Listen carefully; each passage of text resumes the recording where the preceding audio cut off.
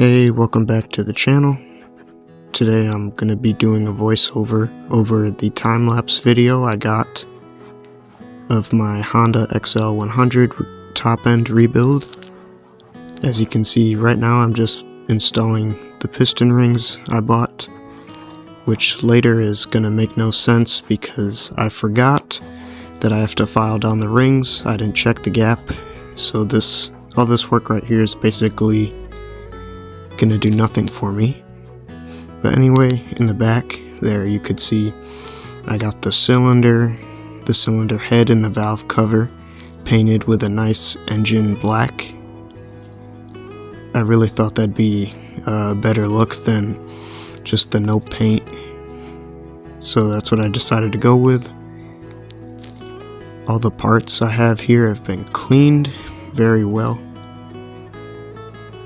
Yeah, when you put your piston rings on, you want to make sure you're using a lot of assembly lube, because when you get done with the rebuild, you put brand new fresh oil in it. That oil is not going to travel up the cylinder right away. It may take a minute or two. So that's why you want to do a lot of assembly lube, because you don't want a dry startup. Your bike will probably end up blowing up if you try to do that. Instead of assembly lube, you could also just use the engine oil. Doesn't really make a difference. Assembly lube's more thick, but both of these methods work very well. As you can see, I'm just slathering it all on there. You want to do the same thing to the cylinder as well. Make sure your cylinder has no pitting or anything. I honed my cylinder. As you can see now, I'm going to be installing the piston to the connecting rod. More engine assembly lube. I'm putting that little rod, I guess I'm just going to call it a rod, I'm not sure what the proper name is, putting in there that connects it to the connecting rod. You want to make sure the side of the piston that says intake is pointing the opposite way from the clutch. Basically where the intake, where the carburetor would be, that's the side you want it to be pointing at. As you can see, I'm putting the holders in, is what I'm just going to call them, the C-clips, if you will. These are a little tedious to get in. You gotta do push and turn. I recommend having a rag underneath the piston, because those clips are not really the easiest to get in, so every time you mess up, it's either going to go flying, or if you don't have that rag, it's just going to drop right into your crankcase, and that'll just cause a whole nother, it'll just be a struggle. You may have to use a magnet to fish it out. So I recommend putting a rag or a towel down or something just to stop that clip from falling into your crankcase. As you can see, I struggled a little bit with this side.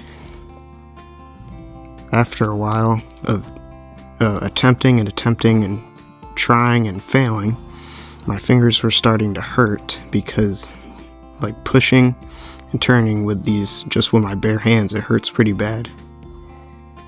But eventually I'm going to get it in here.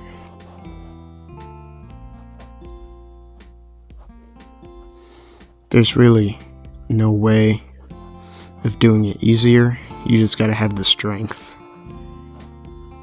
That didn't seem to be the problem, it was just kind of painful.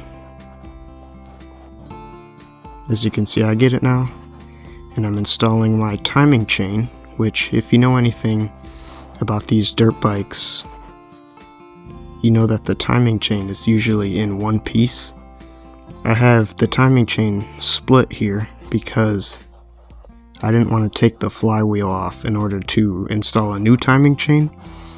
So the method I had decided to take, the route I had decided to take, was to split the chain and buy a cam chain master link. They're pretty inexpensive, and I liked the idea of being able to remove the timing chain relatively easy for the next rebuild. I thought it'd be a good idea. Here I am just installing it into the little sprocket that's in there. There you can see the diagram.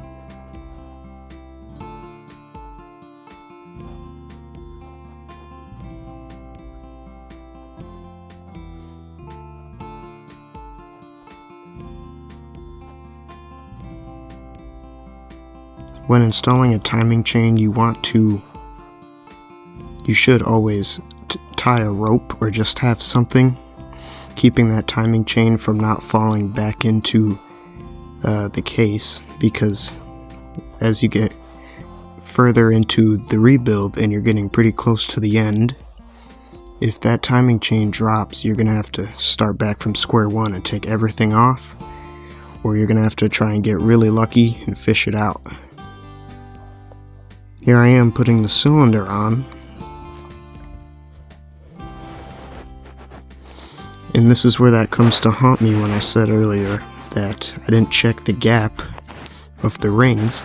So I'm trying to get the cylinder down in there, and I'm wondering why it doesn't fit, and I try all these different ways of getting it in, and I remember that I didn't check the ring gap, so no matter how much I try to get that cylinder on there, it's not going to go on because the rings are way too big. So that's the part where I realize it, so I start filing down these rings. You want to constantly be checking your ring gap while doing it. There you see the piston fits now after filing those rings down. I'm able to get the rings and the piston inside the cylinder. A lot of assembly lube there on the bottom is some gasket maker, because I didn't have a gasket. I have that head installed temporarily to push down that gasket seal. When you see it start oozing out a little bit, it's good. And here I'm making a template for my head gasket, because I decided instead of buying the $10 head gasket, I'll just buy the material, which is also $10, and I can make more head gaskets. So I put it in there, I put the head on, I get my cam chain fed through. There's the tensioner, the cam tensioner, that's the adjustment for it. Get that installed. That's my master link, my cam chain master link that I'm going to be using for the timing chain. See there, I get the timing marks aligned. Going to make sure that's lined up with the top dead center. And there's that chain. In the master link, you want to be facing the opposite direction of where it turns. I get the valve cover on there, and that's basically it.